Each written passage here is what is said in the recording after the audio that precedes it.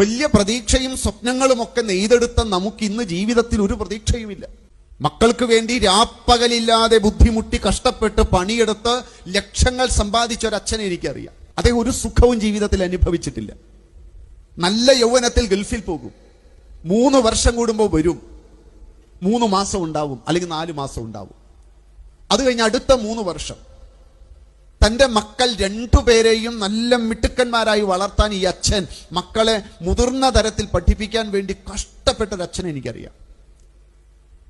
അവർക്കൊരു 22 വയസ്സായപ്പോഴേക്കും 2 പേർക്കും വീട് വെച്ച് കൊടുത്തു. ഈ പാവം അവരുടെ 2 പേരുടെയും അക്കൗണ്ടിൽ 50 ലക്ഷം വീതം അദ്ദേഹം അവർ പോലും അറിയാതെ അവരുടെ അക്കൗണ്ടിൽ എല്ലാം ശരിയാക്കി വെച്ചു. ആൺമക്കളാണ്, മറക്കരുത്.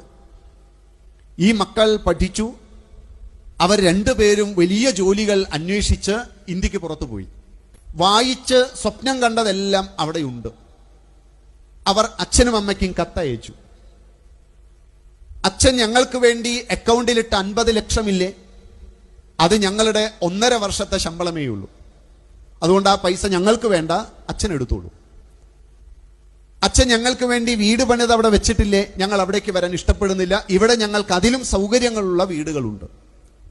അച്ഛൻ നാട്ടിലെ ഏതെങ്കിലും ഒരു പെൺകുട്ടിയെ എനിക്ക് വേണ്ടി കണ്ടുവച്ചിട്ടുണ്ടല്ലോ, ആ പെൺകുട്ടി എനിക്ക് വേണ്ട, എനിക്ക് പറ്റിയ ഒരുവളെ, എൻ്റെ സ്വഭാവത്തിനോട് ചേർന്ന് നിൽക്കുന്ന ഒരുവളെ എനിക്കറിയാം.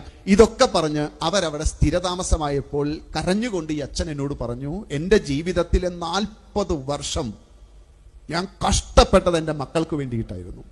പക്ഷേ ഇന്ന് അവർക്ക് ഞങ്ങളെ വേണ്ട. ഞാൻ അന്ന് ചോര നീരാക്കി ഉണ്ടാക്കിയ ഈ 1 കോടി രൂപ അവർക്ക് 2 പേർക്കും 2 വർഷം കൊണ്ട് ഉണ്ടാക്കാൻ പറ്റുന്നതേ ഉള്ളൂ. അതുകൊണ്ട് ആ പൈസ അച്ഛൻ എടുത്തോ എന്ന് പറഞ്ഞപ്പോൾ ആർക്കു വേണ്ടിയാ ഞാൻ ഇത്രയും കാലം എൻ്റെ ജീവിതത്തെ സമർപ്പിച്ചത്?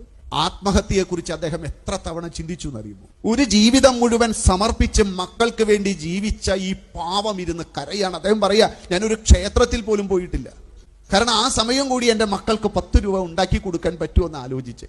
ഏതൊരു ഭഗവാനെ മറന്നിട്ടാണോ, ഏതൊരു സന്നിധി മറന്നിട്ടാണോ, ഏതൊരു നാമം ഉച്ചരിക്കുന്നത് മറന്നിട്ടാണോ ഞാൻ ഇത്രയും കാലം ജീവിച്ചത്, ആ ജീവിതം എന്നെ ഒരു കാര്യം പഠിപ്പിച്ചു, അവസാനം ഒരാളെ എന്നെ സഹായിക്കാനുണ്ടാകും. അത് എൻ്റെ സർവേശ്വരനല്ലാതെ മറ്റൊരാളല്ല. ഏതൊരു നാമം ഞാൻ മറന്നുവോ ആ നാമം ചൊല്ലി ഞാൻ ഇനി ജീവിക്കാൻ പോവുകയാണ്. ഏതൊരു ഇടമാണോ ഞാൻ മറന്നത് ആ ക്ഷേത്ര സന്നിധിയിൽ ഞാൻ ഇനി ജീവിക്കാൻ പോവുകയാണ്. ഈ സമ്പത്തുണ്ടാക്കി വെച്ചതും സൗകര്യങ്ങളും ഈ വാഹനങ്ങളും ഒക്കെ ഇനി ആർക്കാ? സത്യത്തിൽ നമ്മുടെ വർത്തമാനകാല കേരളത്തിൻ്റെ സ്ഥിതി ഇതാണ്.